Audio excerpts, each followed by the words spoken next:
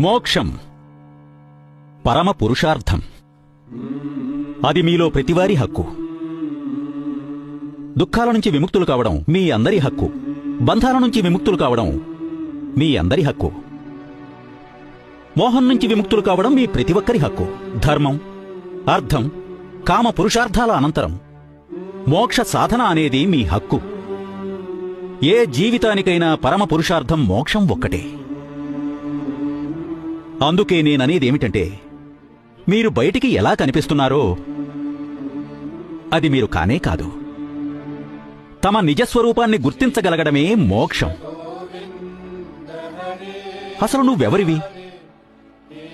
నువ్వు అమృతానివి. ఈ శరీరం తనది కాదని తెలుసుకోగలిగినవాడే జనన మరణాల బంధాల నుంచి విముక్తుడవుతాడు. ఆదిలేనివాడవు నువ్వు, నశించనివాడవు నువ్వు. అందువల్లే నువ్వు సృష్టించదలచింది ఏమిటంటే ఎన్నటికీ నశించనిది. నీకు ఏ హద్దులూ లేవు, అనంతుడివి నువ్వు. అందుకే నువ్వు గగనాన్ని తాకాలనుకుంటున్నావు, పర్వతాలని లంఘించాలనుకుంటున్నావు. నువ్వు లోపరహితమైన దాన్ని సృష్టించాలనుకుంటున్నావు, ఎందుకంటే నీలో ఏ లోపం లేదు.